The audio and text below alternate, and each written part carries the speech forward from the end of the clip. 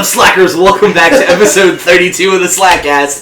I'm your host, Imbesi, here with my ever-present co-hosts, Andy Brown and Robert Thompson. And if this is your first time on the show, this is the Slackcast where some subsection... Am I not your antagonist anymore? No, you've been pretty good these last couple of weeks. Water Pokemon suck! Fuck you! We're right back. Alright, we're back.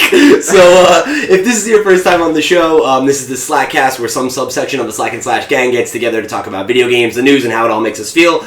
This is going to be a very special episode. It's our last one of the year. We're going to have our Game of the Year discussion as the topic of the show. But we're going to start the show the way we always do by talking about what we're playing this week. So, I'll kick it off because it's the second week in a row where I don't have too much to talk about.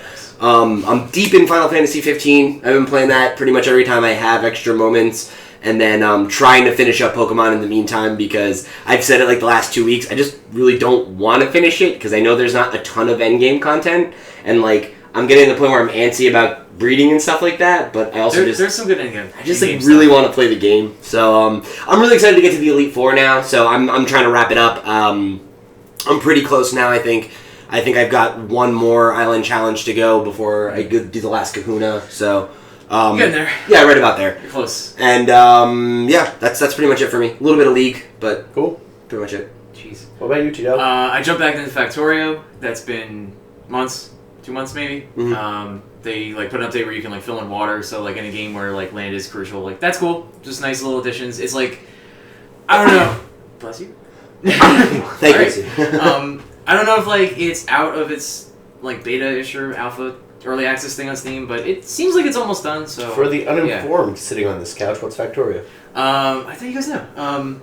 I've seen it. I don't think Andy has. So you basically create a factory, right? You have to like logistics, power production, all that stuff. You mine resources. You have like tiers of technology for it. Make an iron plate, which turns into like a iron wheel cog thing, which is stick, and then like 20 pieces later, it's assembly into assembly. It's all about automation, though. Yeah, it's one of those like insane. Yeah, it gets like really spreadsheety RTS games that Thompson likes. It's not so much spreadsheety, but high level endgame stuff. Yeah, kind of. Yeah.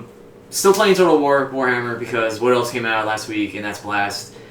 It's worth every fucking dollar of the DLC. It was like $18 or something. What else? Beat Moon. So yeah, that's why endgame content is fun. Cool. I think that's it. I may have. Oh, Until Dawn started that. Oh right.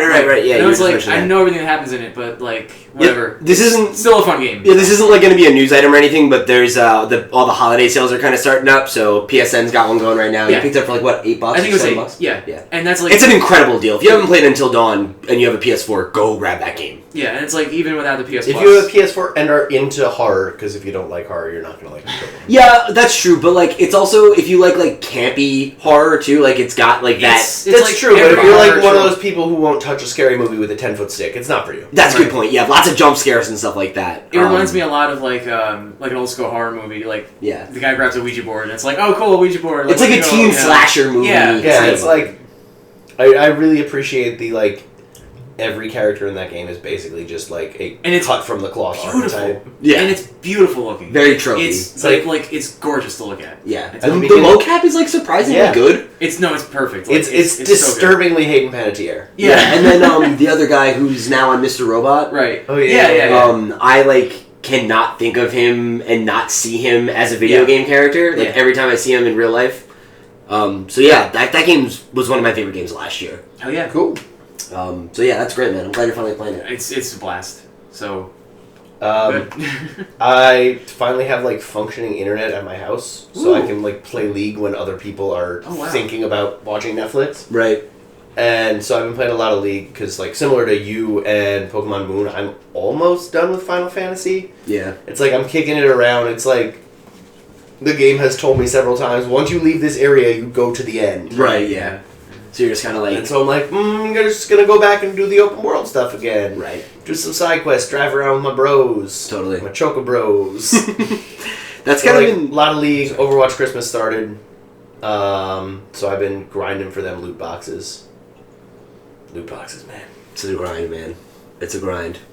Yeah, I haven't even touched Overwatch yet. It's been a really long time since I played it, and I'm eager to get back to it because, like, the whole, like, new mode being all focused around May is just like, okay, like let's time to dust off the fucking chops. Yeah. Is that like who you played? May is my main, yeah. Okay, and like the new mode is like it's just a snowball fight and everyone's May. Like it's like Red Rally. It's perfect. It's a snowball fight, but it's like you only get one shot, and then you have to go find snow on the map to make a new snowball out of. That's pretty cool. But you still have May's ice wall and like cocoon thing. Yeah. So can you block the snowball with the ice Mhm. wall? Yep. Okay, Yeah. so it's just a matter of like who gets the drop on you first, I guess. Yeah. And her ult, instead of being a blizzard, just like gives you infinite snowballs, and you're just like boom, boom, neat. boom, boom, Awesome. boom, bop, bop, bop. Are snowballs like one hit kills? Yeah.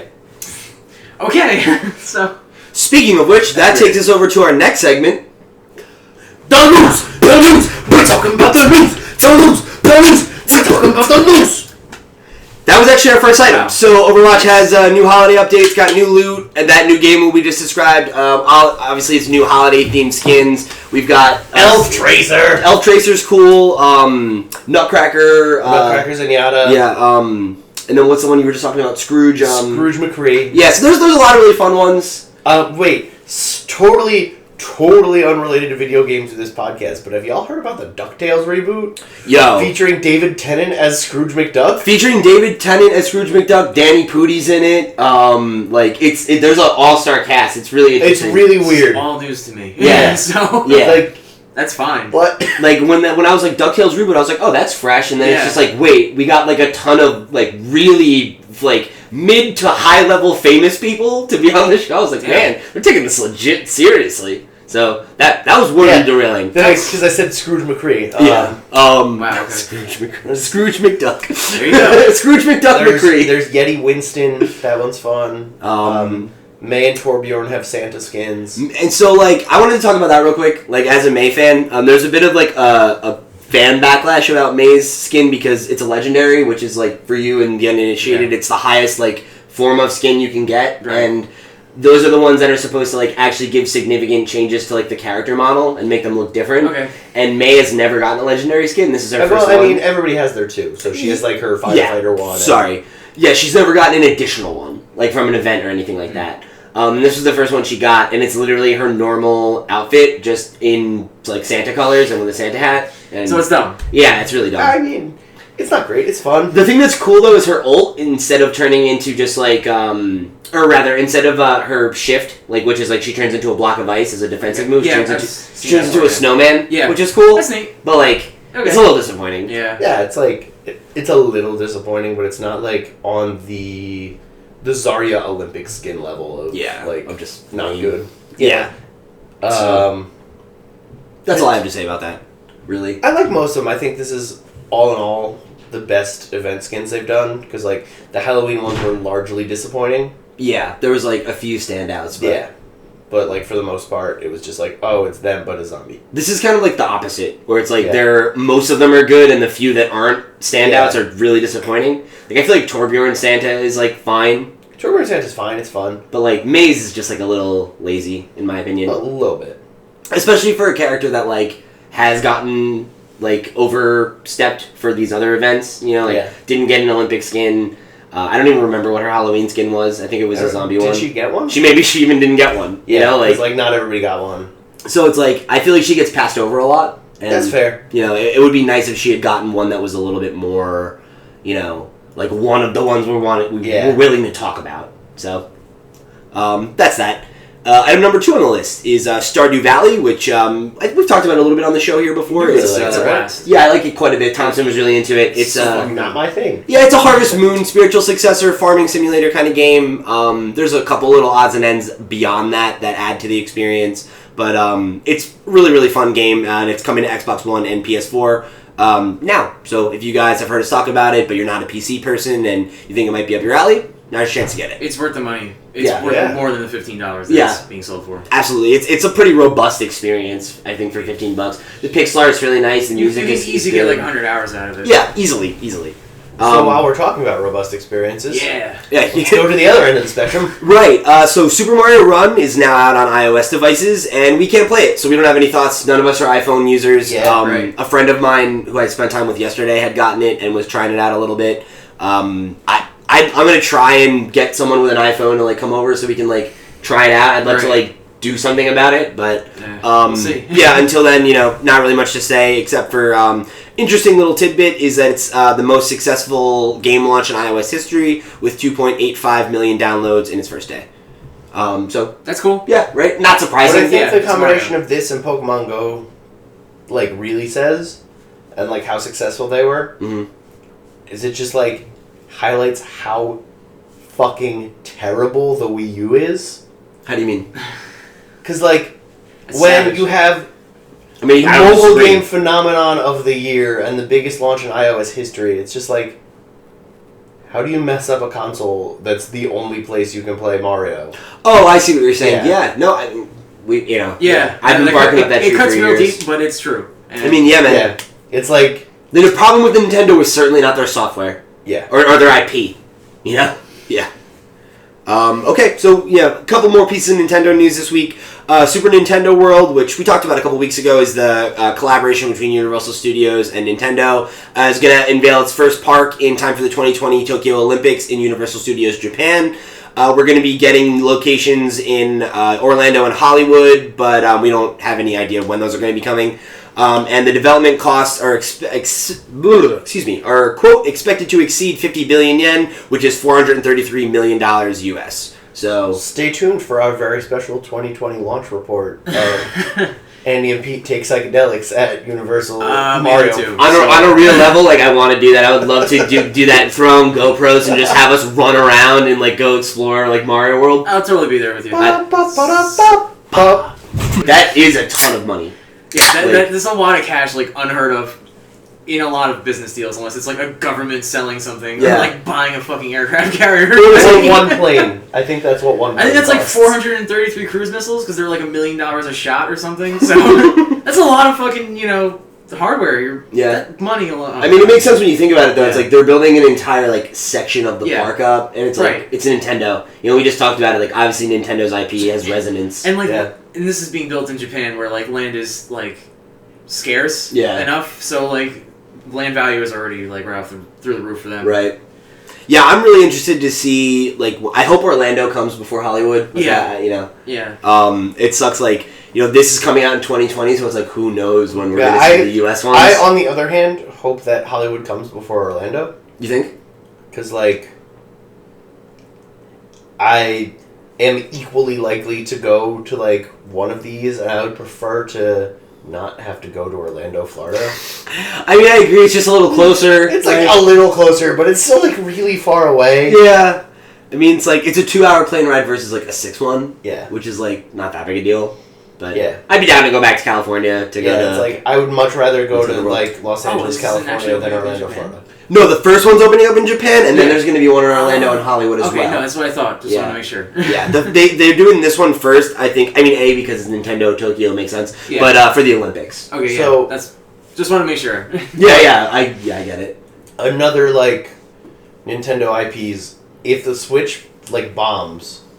Let's pray. Does Disney buy Nintendo's IP in terms of their mass consolidation? That would be so weird. Disney would own Marvel and Star Wars and Nintendo. I feel like Mario versus Capcom.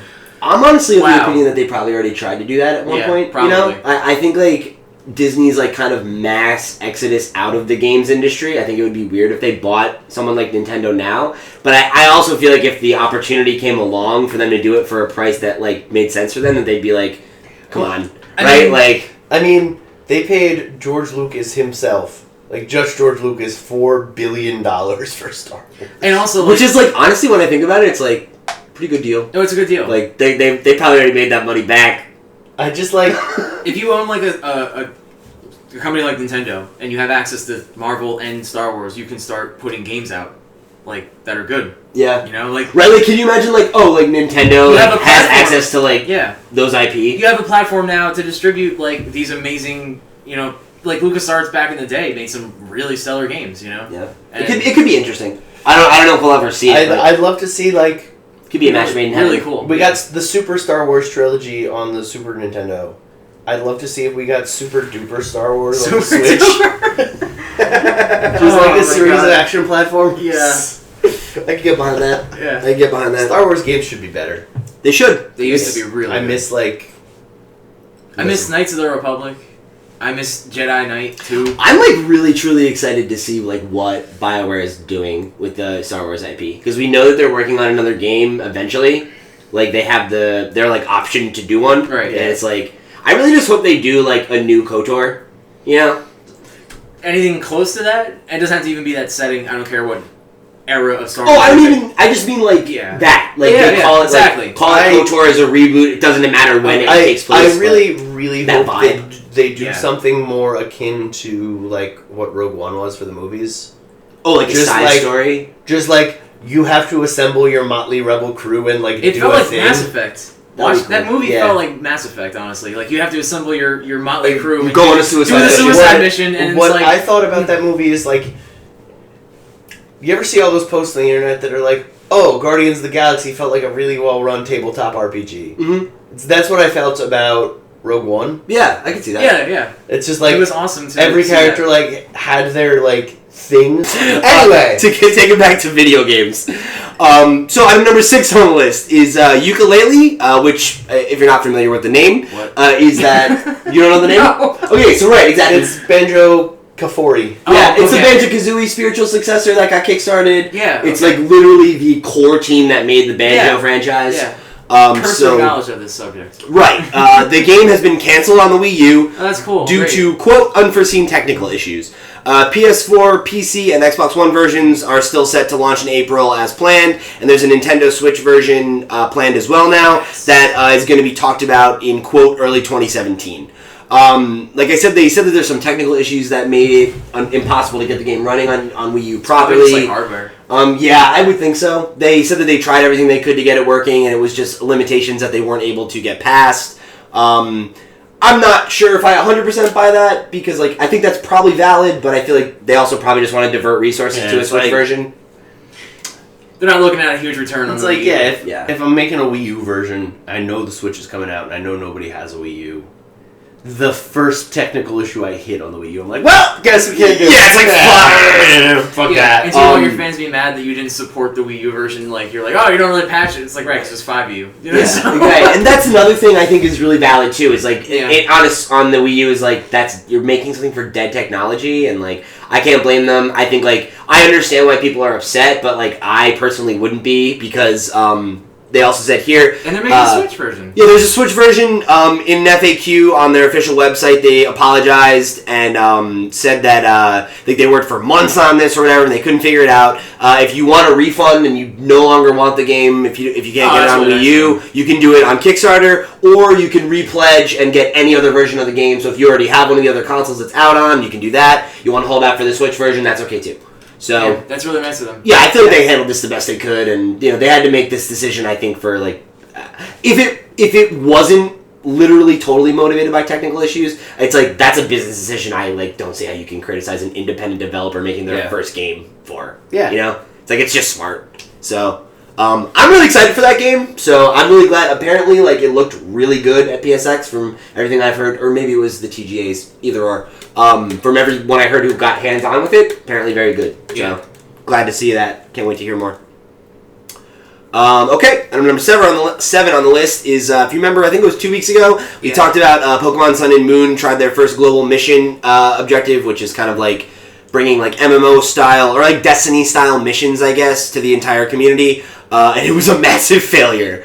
The Japanese Global Link page says that between all the players who took part in the event, the goal was 100 million Pokemon, and only 16.4 million were caught. So, sucks to suck. Yeah, sucks to suck. We did not catch them all, I guess. I think a big part of that, though, was like errors with the Global Link server, because like 9 out of 10 times when I tried to connect, it says there was an error. Mm-hmm. I heard that might have been a problem. It wasn't like super advertised well. And like it didn't even tell you like, hey, you need to reset your whatever the hell thing it is. I don't remember the exact wording, but it just kind of was ambiguous, and I was like, I guess I'm connected? I don't know, am I? And I, probably caught like, altogether, maybe like 100-ish since that point, and I was like, sure, I put 100 into that system, but even if all 100 counted, and like I was playing that game pretty hardcore, and I know like you've been playing it, taking your time though, that doesn't mean you're not catching things, and like we're avid fans, and like, I'm spending a lot of time catching Pokemon. I'm like thinking about it, man, like 100 million is a really high goal, like, I'd have to catch, like, you know, you divide up how many players there are and all that, I'd have to probably catch, like, 1,000, like, every couple of days, which is just, like, not possible. You know what I mean? It's just insane. not possible, so... So yeah, I think hopefully they'll learn a lot from this experiment, and I'd love to see what they do with this. I think this was a really good idea, and even if it doesn't end up working out for this game, I think it's something that, It's like, definitely maybe when something- Stars comes, whatever, it's a good idea They to, should like, keep it going. keep people engaged in the game once you're done. Yeah, they should You know? definitely keep it going. It was pretty cool. Yeah. So the next item on the list is moving over to some League of Legends news. Riot has put out a really fun little kind of interactive thing you can do on League.com called the Year in Review. There'll be a link in the description below if you want to go check it out for yourself, where you log into their website and it basically just gives you your entire stats for the year, who your most played champions were, how often you used which abilities with them, what your best game was per map, how often you're dropping wards, all that kind of stuff. You can compare stats with pro players. It's just a fun little thing if you're interested in numbers and just... And we'll put the link right here. Yeah, check it out. So, item number 9 on the list is MLB, so Major League Baseball, and Disney picked up League of Legends streaming rights. The League of Legends streaming rights. BAMTech, the Major League Baseball and Disney-owned streaming tech company, has signed a deal with Riot Games for the rights to League of Legends tournaments.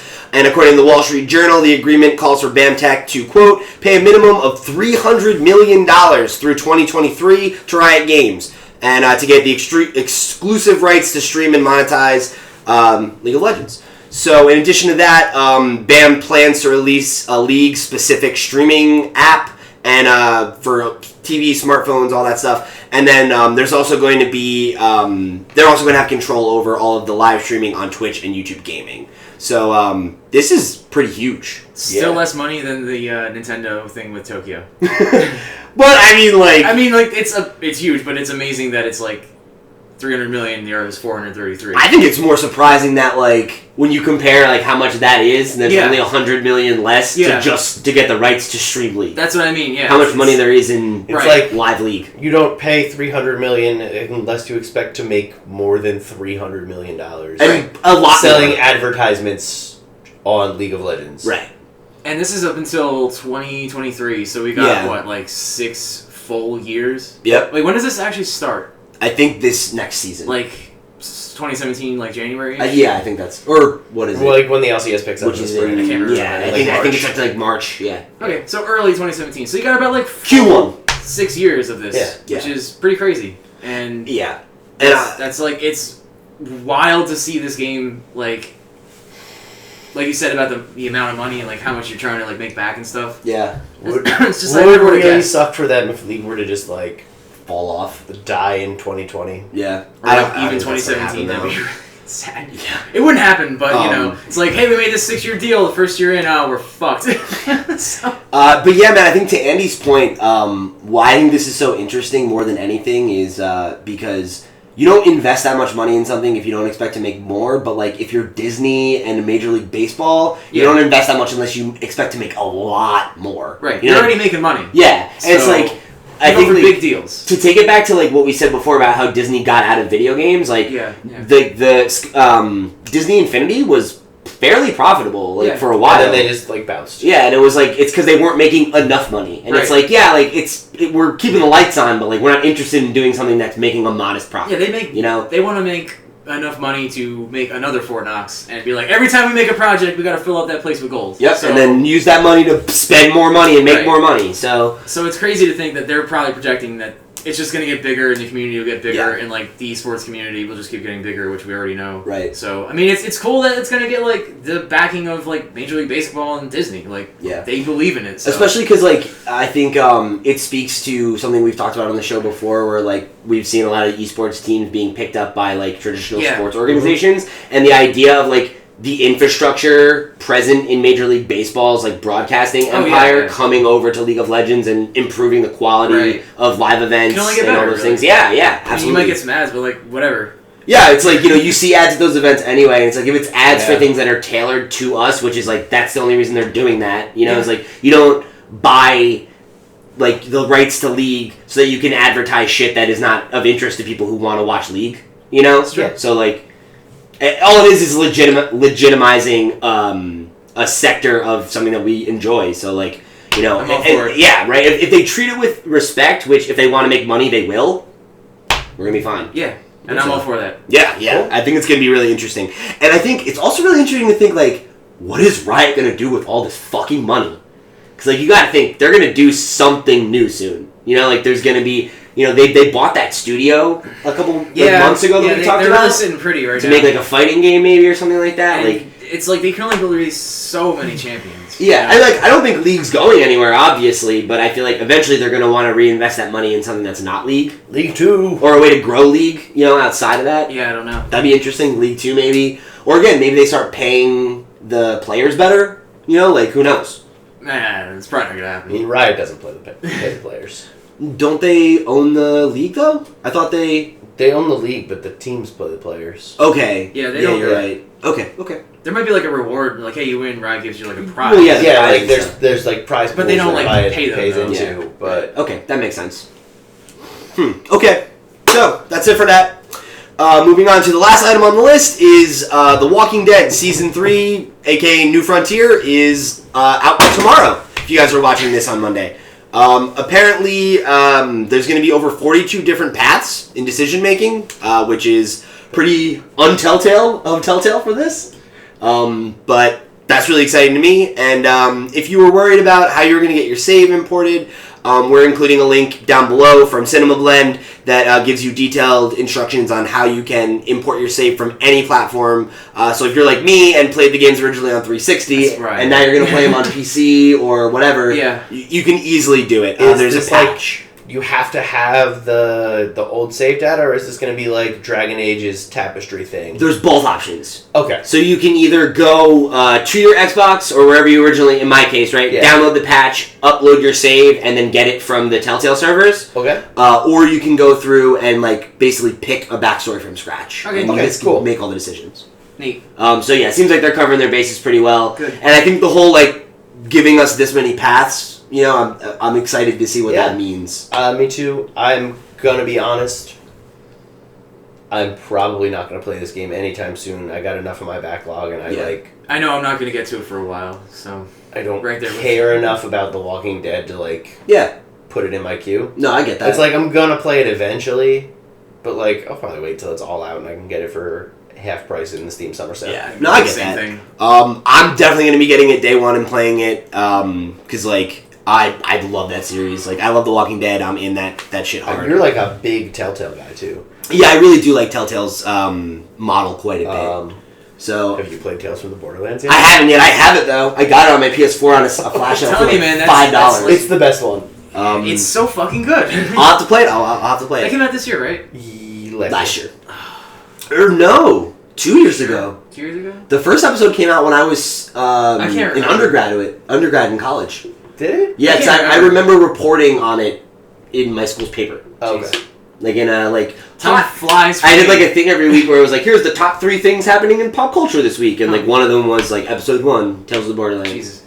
So yeah, that definitely I think was 2014 even. Maybe it wrapped in 2014. That hurts. But yeah, so I will be playing it. I'll have thoughts about it next week. Look on Twitter. Yeah, He yeah. puts thoughts on things there. I do, and then I'll talk about it on the show, obviously, and maybe we'll get a Let's Play up or something. I really would like to do that. I'll do that with you. That'd be great. I wouldn't have to buy it. I'm gonna. All right, so that wraps it up for the news, and that takes us over to the meat and potatoes this week, which, as I mentioned at the top of the show, is going to be our Game of the Year discussion. So we're going to do this a little bit interestingly. Each of us is going to name our top 3 games of the year, plus some honorable mentions. We're going to rank them, and from least to greatest, assign some point values, and then we'll figure out who wins from that vote. But beforehand, We have a special award for Thompson hasn't played it, I but abstain. Spaz and Ozzy aren't here today to to weigh in on Game of the Year. But I'm gonna guess just from the sheer number of hours they've played Overwatch with or without us. Yeah. It's special award to Overwatch for being the game that all of Slack and Slash definitely played the most this right, yeah, so we wanted to give it kind of an honorable mention, even if it doesn't take our Game of the Year prize. We wanted to give it, I guess, just our most played game of the year or whatever, Yeah. something. There you go. Yeah. Thanks, Overwatch. Shout Thanks, out to Blizzard. Overwatch, it's real fucking good. Yeah. So I was thinking we would go, each of us gives our 3 pick, each of us gives our 2, each of us gives our 1. Okay, so, who wants to take it off first? I'll take it off because my 3's real quick because we'll be talking about it later. My number 3 game of the year is Dishonored 2, Okay. which shows up further down the list. Yeah, so that's kind of how we're going to handle this. If there's a game that's on multiple people's lists, we will talk about it at its highest rank. So, Yeah. all right, so 3? Dark Souls 3. Okay. I don't think you guys have that. No, you obviously we are not Dark Souls fans, Ozzy so... would probably put that as like 2 or even 1, maybe? Spaz also would show up on the Yeah. list. Yes. Dark Souls, I think, would be a top 3 contender. Yeah. So I'm just gonna I'll give it a little bit. I'm just gonna say it's fucking great. It takes everything that makes the previous games good and expands upon it. The lore is awesome. The combat's perfect. It's just man, good job from Software.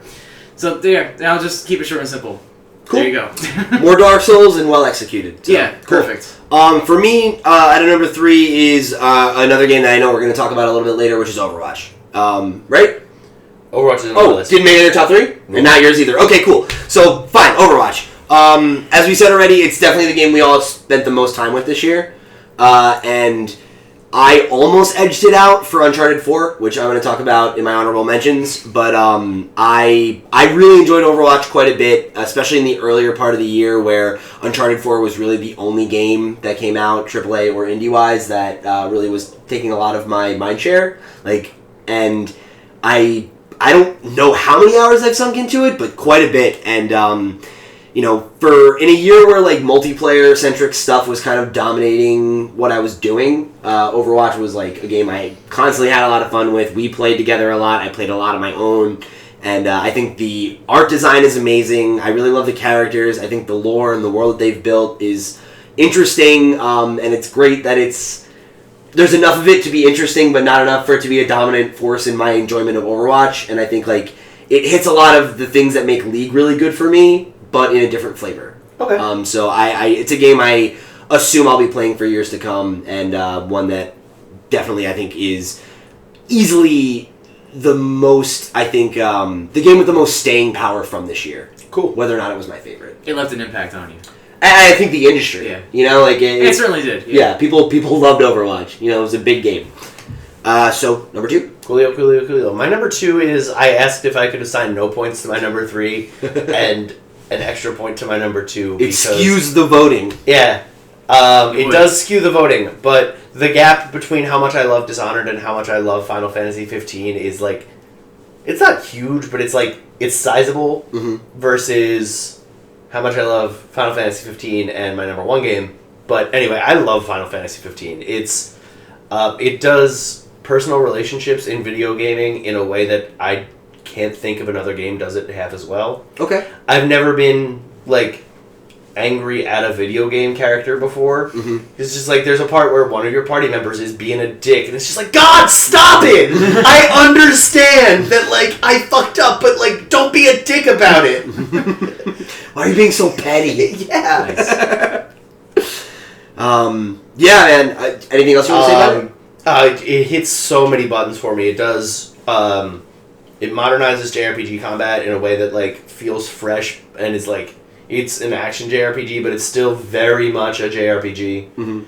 It makes the so obvious that it's painful no one thought of it before decision to do the hero's journey as a road trip. Yeah. And I love the world, I love the characters, it's a beautiful game, and I driving around the countryside, as Donkey put it, in the Batmobile, listening to music from the past Final Fantasy games. It's like Metal Gear Solid, but less, or the more confusing version of Metal Gear Solid. So I'm gonna throw a link here to the dunk view of Final Fantasy 15. It's a very good video. Yeah, man. We're definitely all Donkey fans here. Yeah. So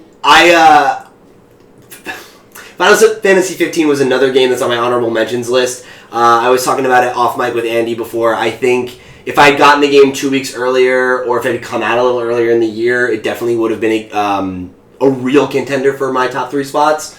But I haven't really got enough time, I think, to have a definitive opinion or feel that ownership over it quite yet. But I think I played last night for about an hour, and I think my clock's up to 6 hours now. So I'm making my way through. I'm in the about the end of the second chapter, I think, and I agree with almost everything you guys have said. I mean, the combat is great. I agree with everything. Yeah. You guys know that I'm a Kingdom Hearts fan. It's very, very reminiscent of Kingdom Hearts. The combat is very Kingdom Hearts. The soundtrack is done by the same team. and it hits a lot of those notes for me, which is like just I haven't had a real Kingdom Hearts game in forever, so it's like it's scratching a very specific itch for me. I'm surprised how much I like it as an open world game, because like another thing I've talked about ad nauseum on this channel, I think, is like Open world fatigue. my open world fatigue is very real, and like there aren't a lot of games that I think hit that like Ubisoft level of checkboxes where it really works for me. You know, like something like Far Cry, and this is doing it, where it's like I have put 6 hours into the game and I haven't done a lot of the main stuff because like the hunts are really fun. And like doing the side quests and like getting to know some of the ancillary characters has been really cool. And I don't know, like I'm just having fun just playing. So like I don't feel any pressure to really push forward, especially because like we already did our initial review discussion. Like I don't need to like have an opinion on it any more than I am. So I'm just taking my time and having a ton of fun with it. And definitely I think a very special game, way better than I ever thought it was going to be, and than I ever thought I would give it credit for being, based on its like tortured fucking development cycle. Yeah. And I think like to see the staunch contrast between like how that game's being received and The Last Guardian, it's just like, man, like I'm happy to eat crow and see that Square Enix like on some level still knows what they're doing. Like they've dropped the ball a couple times like in these last 2 or 3 years, but like I'm way more confident moving forward in like Kingdom Hearts 3 and Final Fantasy VII's remake. Man, and if the rumors are true about next year for Final Fantasy, it's like it's gonna be a good year. yeah, it's gonna be a good year.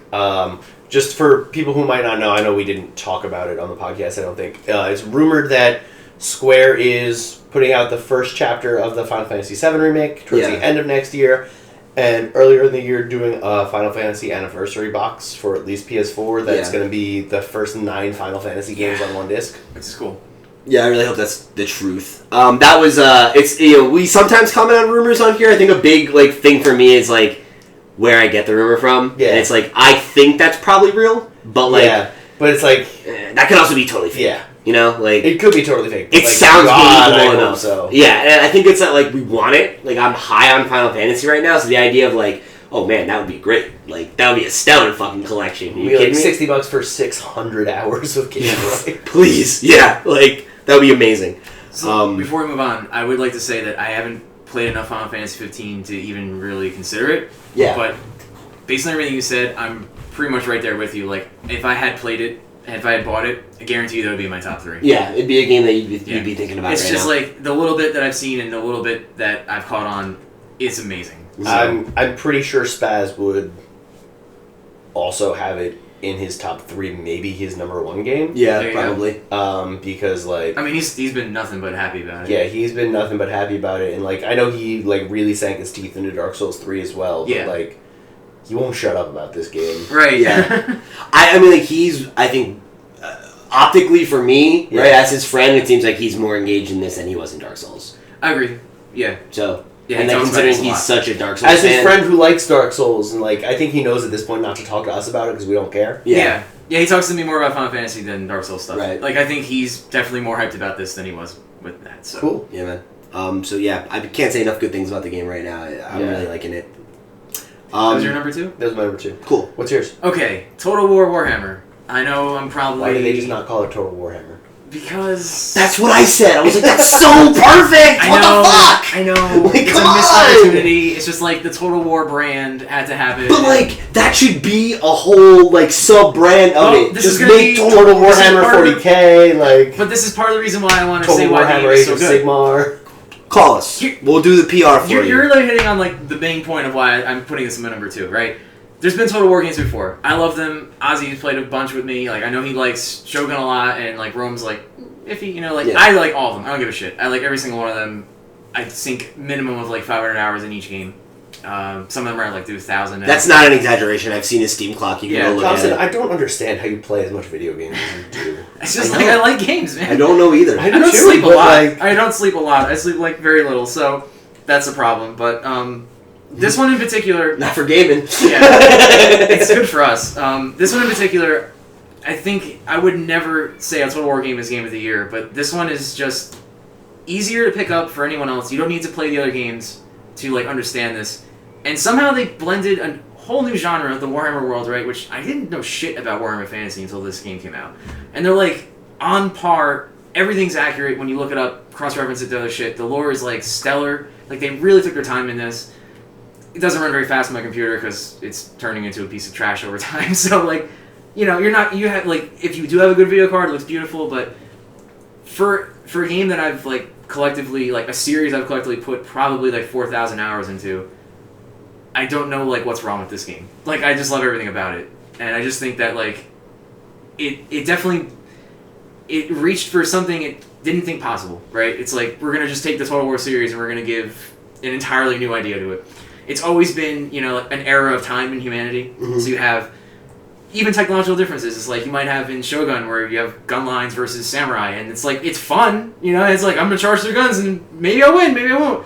But having the different races in this, you know, like just this sheer difference in how things play, it's kind of like having an RTS with like 8 different factions, and it's something about it I can always go back to it, and I can always find something new to enjoy.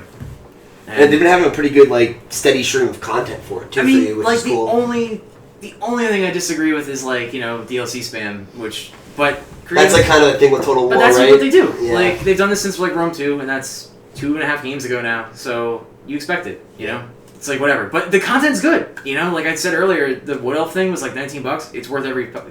It's its own game, pretty much. It's got, like, its own campaign and stuff in it, too, right? Like, they did that with the Beastmen, too. And they also have a free thing of, like, the support for this game is another thing I really enjoy. Because, like, previous Total Wars were just DLC things, and, like, that's it. And they have, like, somewhere on the Steam page, there's a picture, and it shows, like, everything that they've released for free and everything they're going to release for free. And that includes, like, an entire race, you know? Like, they're just giving shit out. Like, yeah, they make you pay for stuff, but they also give a very good amount in free content, too. And the game's, like, patched very well. Like, they're up to date on everything. Like, I see almost no issues with it, so... Just for, like, the quality of the game, because, like, Rome 2 came out and it was, like, it didn't run. It was garbage. Right. Until it came out and it was, like, this is crap. It needs to be balanced. This came out, like, fine for me. At least for me. And I know people bitch a lot, but... I think a lot of devs have learned from CD Projekt Red and what they did with The Witcher 3. Yeah. Where it's like, you get a lot of goodwill by putting out, like, their 16 minor DLCs before they started getting into, like, the real story-heavy stuff. Yeah, that's what they did. They put, like, 4 or 5 small ones out, and then they put, like, here's a whole campaign with a new race and everything. And, like, you can still encounter them in multiplayer. They're still in the campaign. You just can't play them in the thing. It, like, unlocks them to play it. So, you know, it's definitely worth it. Even if you don't buy into those, you still get access to that content in some way. Cool. Which is cool. That's dope. Yeah. Great. That's my number 2. Sweet. Alright, so for my number 2, I picked Dishonored 2, which I know we both have a lot to say about. I wish I could say that. God, I can't wait for Before New you Game start, Plus. I'll just say, I wish I could say Dishonored 2 was on my list. It would probably be my number 2, but again, I didn't buy it, so... That and Final Fantasy. Now I'm going yeah, so, I mean, Dishonored is a really, really important franchise for me, personally. Dishonored 1 is one of my favorite games of all time. I don't remember if it was in my 7th fave, but I remember it was one of my honorable mentions. I think we decided it was my 11th favorite game of all time. Right? Put it in the... Well, whatever. Go watch that video. We explained it there. It's a fun video. Yeah, that was a good one. Metal Gear 3, man. Metal Gear 3. We talk a lot about Metal Gear 3. Yeah, it's like a half hour about Metal Gear 3. It's like that climbing scene. It's so good. But, so, I truly love Dishonored. I found, like, the world of Dunwall and, like, just that whole empire and everything to be really interesting and grimy and, it had a lot of, like, Bioshock vibes for me. Yeah. And that was something that I really loved. I think, like, a way that you get agency in Dishonored to, like, complete a mission any way you want, so to speak, and just the amount of different ways that you can play the game was something that I've always thought was really, really special. It's something that I think that series does better than pretty much anything else. And Dishonored 2, it's like, it is just more of Dishonored 1 for the most part, but, like, that's all I wanted it to be. Right. You know, like, you can go watch our episodes about sequels where we talk about that pretty in depth, but I was so ready for more Dishonored that the promise of more Dishonored, even without a lot of innovation, is something that, like, was welcome for me. I'm a little upset that the game didn't seem to pop as much as I think they thought it would, and I think the likelihood of Dishonored 3 is probably not super likely. It's been, like, a rough November for, like, sales in general. Yeah. So that's actually something I really want to talk about for our first episode of 2017, so we'll put a pin in that. Cool. Nice. But, I mean, like, Corvo's back. He's great. I love him. Emily Caldwin is also really interesting and engaging. I haven't played through her storyline yet, but I think as a character, like, she's a natural lead for this game. I mean, right from the first one, yeah. Yeah. Like, she's set up to be a perfect lead. And I think just, like, bottom line is, like, Dishonored is just a great game. It's a great stealth game. It's a great action game. It's tight. Its presentation is good. You know, most of the technical issues have been hammered out by this point. Yeah, and, it's like, not on PC. Not on PC, yeah. Yeah. We both played it on console, so take that with a grain of salt if you're a PC player. But it's just like, there isn't anything revolutionary about it, but I just have such a soft spot for Dishonored, and this game fires on all cylinders from the very first mission, and, like, it's just satisfying as hell, you know? Oh, yeah.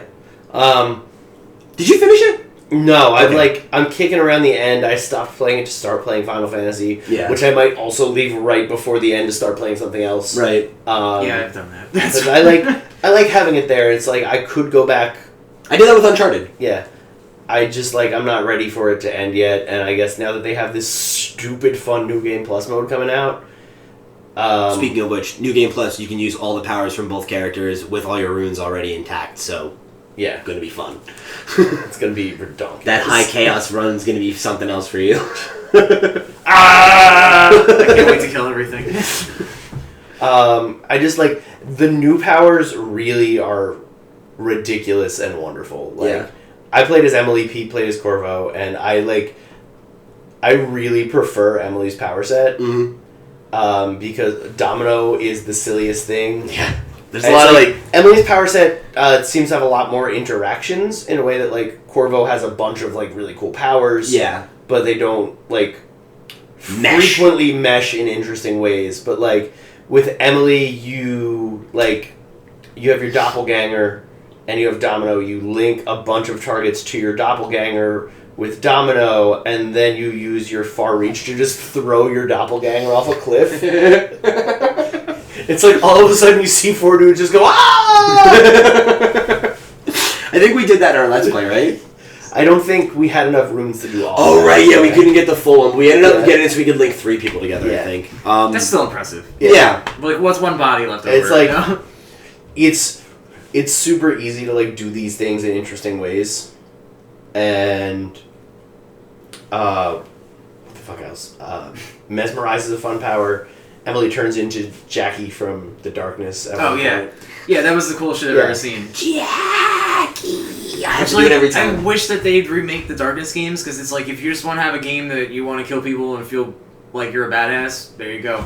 There's no point to that game other than just kill people. I think also Dishonored 2 does a really, really, really good job of bringing in the story DLCs from the first Dishonored in a way that's, like, Oh, neat. cool and awesome, and, like, it's great for someone who has played them, but for, like, Pete, you haven't. Yeah, You we don't, you don't feel lost. I know, it's insane, man. I they came out far after I was, like, moved on from Dishonored, and I've Yeah. never gone back to them. Wow. But now that I have the definitive edition, I'm gonna Yeah. like do a full playthrough of the whole series again at some point. It's But but, like, when Delilah shows up and steals your throne, you're not like, who the fuck is this bitch? yeah, I mean, like, we compared notes Yeah. about it, and like it's really effective at giving threads for people. Like, there was things I picked up on where I'm like, I'm sure that's a thing that I should know. Yeah. But it wasn't ever like, we talked about it, and I felt like it felt appropriate for me as Corvo, because I was like, well, Corvo doesn't know this. Yeah. You know, like, I would know this as the omnipresent fucking Yeah. player. Right. But, like, it's a mystery for Corvo, and there's enough where I can fill in the blanks, and I'm like, that's also good. Like, that's just good writing. It You is. know, like, It is good writing. Um, Not everyone knows what they're aware of, like,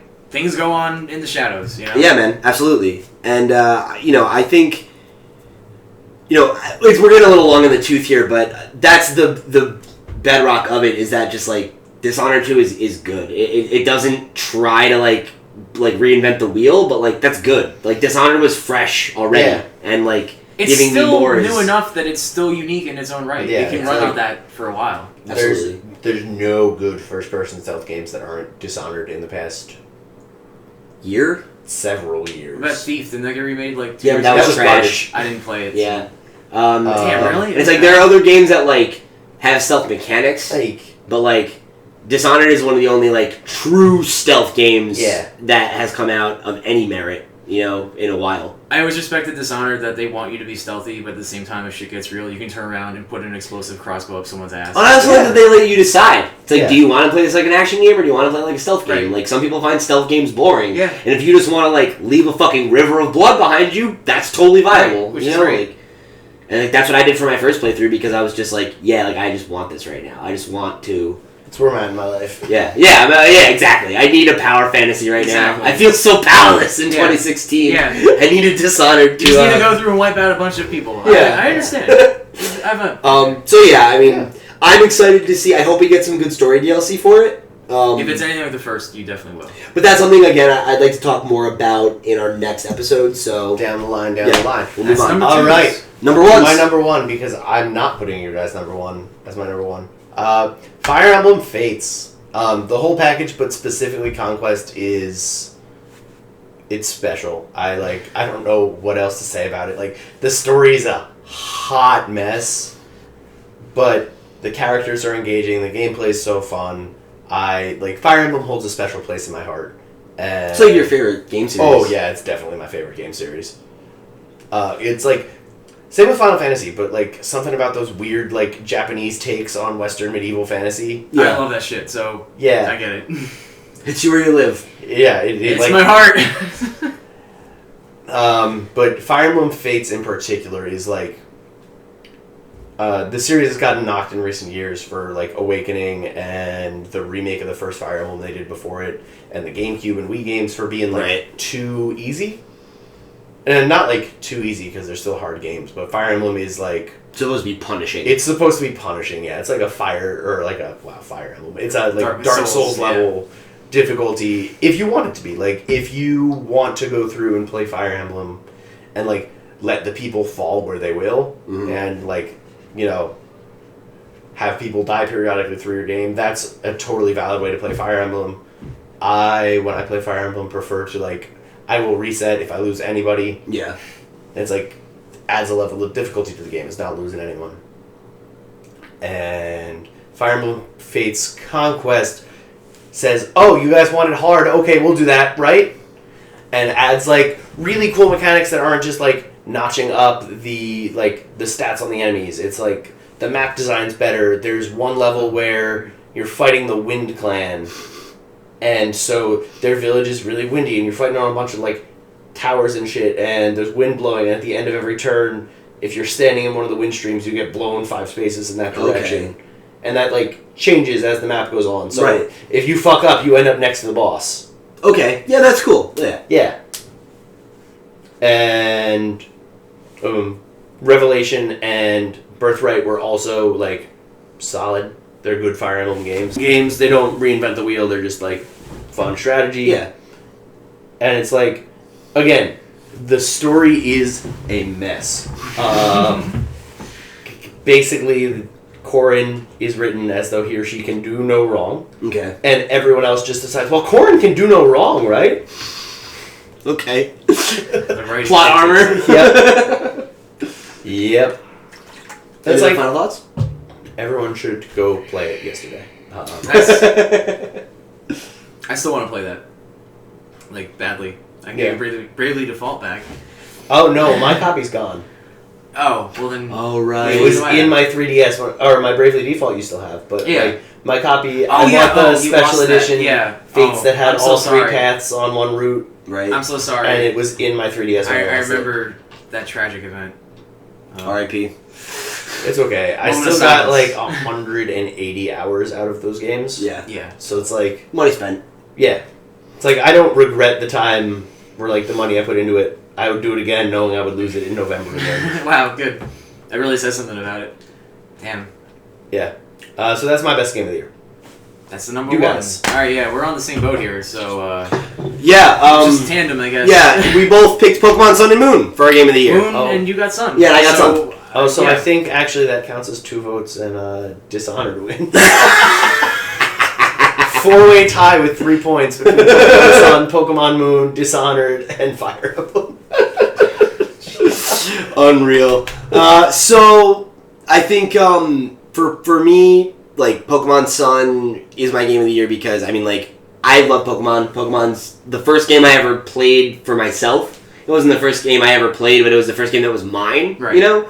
And I've pretty much always had a connection with the franchise, including, like, a very small window between pre-adolescence and, like, you know, like, that level of being a teenager who was comfortable being a nerd. Yeah. You know? So excluding, Yeah. like, Fire Red and Leaf Green, you know? Like, that small gap, I've pretty much always played Pokemon. And I think I need to, like, ruminate on it a little bit. I know we talked about making this a topic at one point, Yeah. but You know, it's almost worthy of its own video. I think that this game is a contender for being the best in the franchise, which is something I don't say lightly.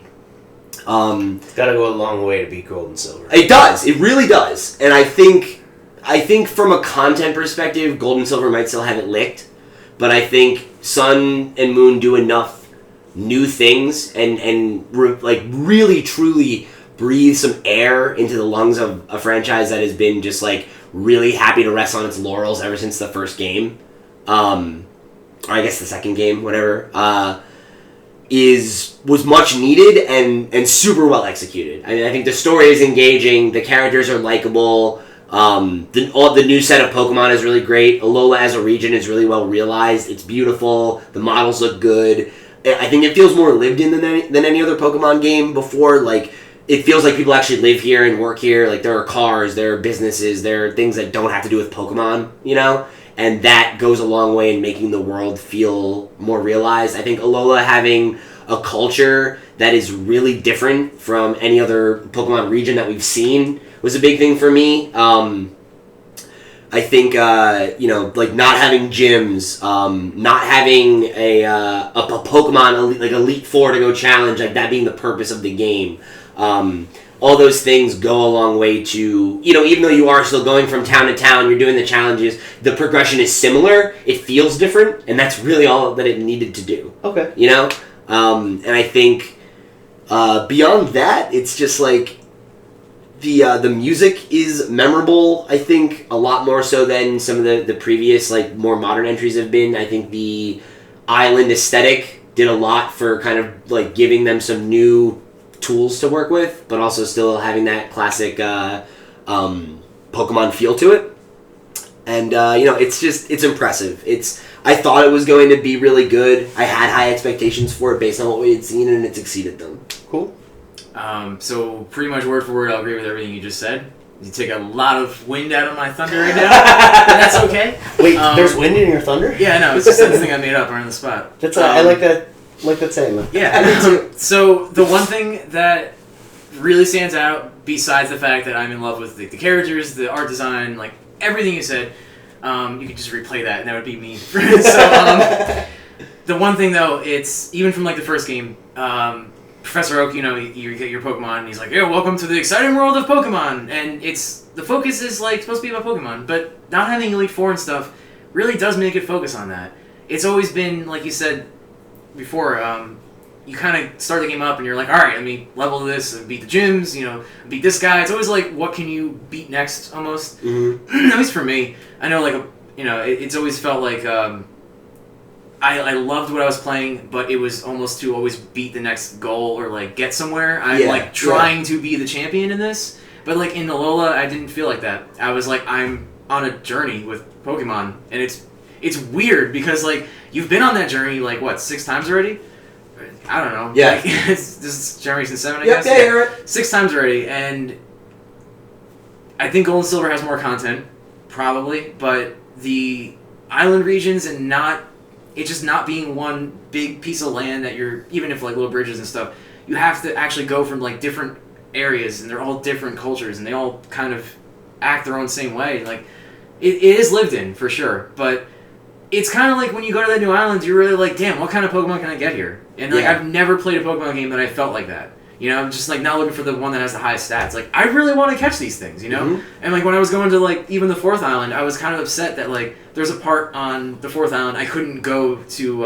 It was like grayed out on the map, right? And I was like, oh wait, I gotta do this thing. It's gonna move me over here. But I was like, I need to finish this island. You're like, bastard! Like, what is on that mountain? You know? And like you go back there later, obviously. But I mean, it's like the first time I felt like I really didn't want to go forward in a Pokemon game, which is strange. I mean, like, we see how long it's been taking me to finish it. Like, Yeah. I beat X and Y in like a week and a half. Right. You know, it's like because I was ready to be done and move on, but it's like I'm savoring every moment of this game because it's good. Yeah, and like the moments are well crafted. It's amazing, you know. I like Gladion. I think he's cool. Like I like the edgy character. I like your companions. I like your. I love How and Lily. I like How and Lily. Or, you know, like every man. Seriously, there isn't a bad character in this whole game. The villain is neat. The story's cool. The Pokemon are cool. They introduce the Alola forms. The Ultra Beasts. The Ultra Beasts are awesome. Interesting. You can get the artwork for all of them online. There's like 7 or 8 of them. I don't know if you can really. I don't really haven't ran into any, so I don't know how to get that yet. You know, the legendaries are cool. I think that there's some new type things that are really cool that came out. Like Salazzle's neat. Like there's good designs in Pokemon. There's a lot of really good abilities. Like, the abilities. It reminds me of Uranium. How like early game you had little dudes are like level 10 and 12 and you're like, shit, this thing's ability is fucking me up at level 12, right? Yeah. And it's like... Right, like fucking, I can't remember the lower one, but Mudsdale. Yeah. And it has, the defense thing. Yeah, I forget what it's called. Sturdy or something? Right. No, Sturdy's, whatever. Doesn't Survive matter. with 1 HP. It's an ability that every time you get hit by any move, your defense raises once. Right. And it's like, that's insane. In early game, that you get that in an early game Pokemon. If you didn't have a type advantage against it, early game, it's going to fuck you up. Mudbray, that's what it's called. Mudbray. Yeah, the Pokemon. But, yeah, and I think to jump off something you said earlier, I think it's the not having the focus on, like, the gyms or, like, an Elite Four or, like, that, like, funnel of stuff. Yeah. I think, like, makes it feel a lot more like, just like an RPG, like, versus a Pokemon game, which has always felt distinctly different than a JRPG. True.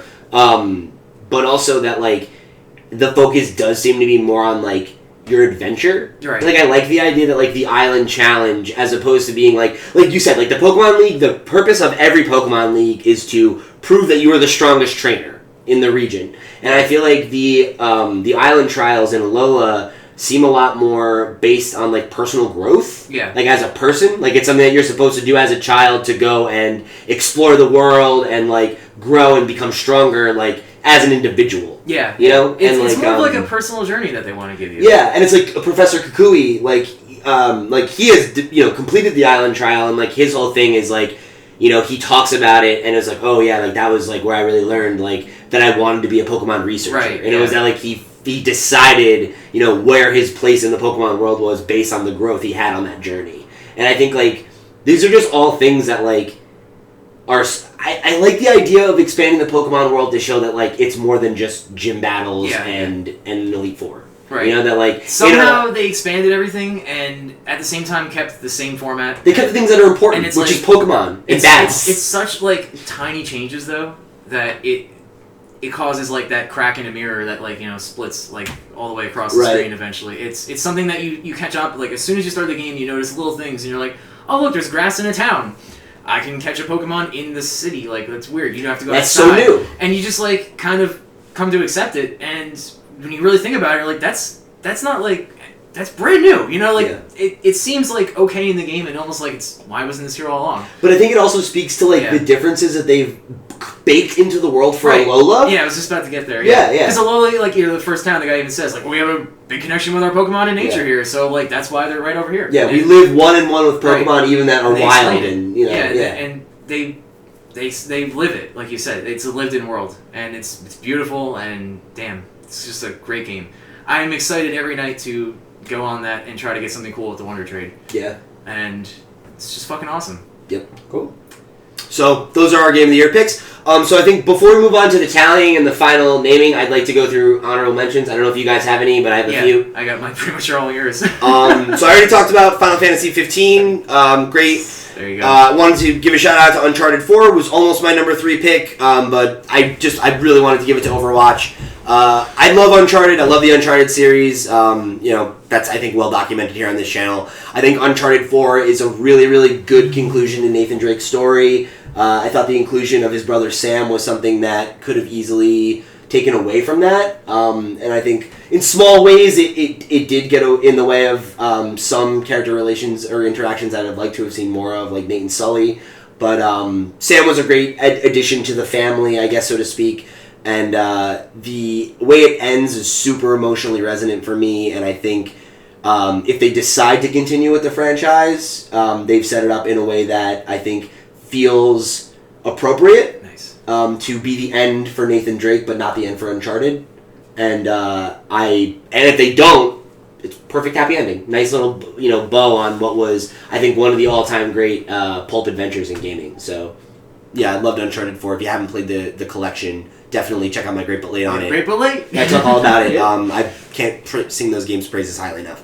Also wanted to give a shout out to Battlefield 1. Is exceptionally tight. I think its story mode is really emotionally resonant in a way that a lot of war games aren't, where it's not glorifying war. It's really trying to focus on kind of a more like All Quiet on the Western Front look at World War I, of just how needless and one of my favorite books of all time. Yeah, and it nails that really well, and I think it does a lot of really interesting presentational things. It's another game, I think if I'd had more time to spend with it, it might have been closer to the top of my list, but I like it quite a bit. The online is good, and it's a game I'm excited to spend more time with in 2017. A couple other games. Punch Club, I talked a lot about on the show.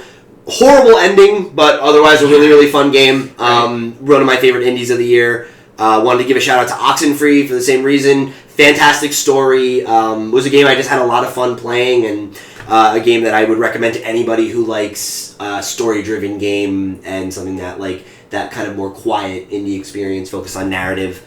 And then my final choice is shout out to Telltale's Batman. I think it's really good. The first episode's really weak and doesn't have great pacing, but episodes 2, 3, and 4 have been phenomenal. It's a really, really good addition to the Batman mythos because it's not retreading ground. It's not trying to be a greatest hits of comic book storylines you've already heard before, or retreading the movies, the animated series. It's totally its own thing. It takes risks with the Batman mythos. It makes good use of the rogues gallery in ways that are new and unique. And it doesn't do a lot of things that I think would have been really safe and easy. Did you finish it? The last episode came out this week, right? Yeah, it comes out this week. I haven't had a chance to play it yet. And I'm really excited to finish it up, though. And yeah, that's it for me.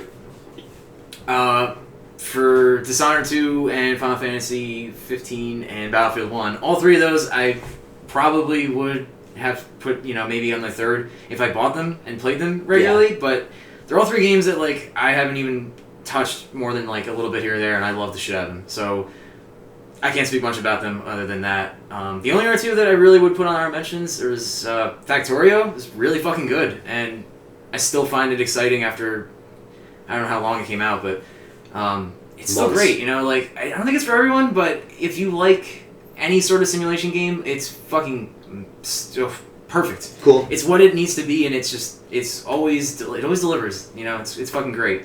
I guess that might be it. I really can't think of anything else that really. No Battlefleet? It's just I love the shit out of Battlefleet Gothic. I really do. But the player base is pretty small, and it's definitely not a world-changing game. Yeah. It's for what it is. It's a very niche little thing, and I love the shit out of it. But I don't think it contends with these kinds of games we're mentioning. Okay, cool. Granted, Factorio is a little small project, but its sales are much bigger, I think, than Battlefield Gothic's already were. Cool. The only other thing I could really throw out there is Dungeon Rats that came out, which is that Age of Decadence spinoff, and although it's again a tiny little side project, it's almost revolutionary to play because it's the level of Fire Emblem hardness you'd expect from a Souls level sort of RPG. I mean, those games are crushingly brutal. The end of Dungeon Rats literally says, fight 100 men, and it's okay, with what? Fuck it, you're fighting 100 men, and that's actually the last quest to do. So, if you beat it, you feel like you did beat something hard. Cool. Eddie? Sid Meier's Civilization 6. Oh, shit. It's a real solid implementation, a natural growth of one of my favorite series. It's not there yet. It'll get there with the expansions. Cool. And that's how Civilization works. But it's a very good game.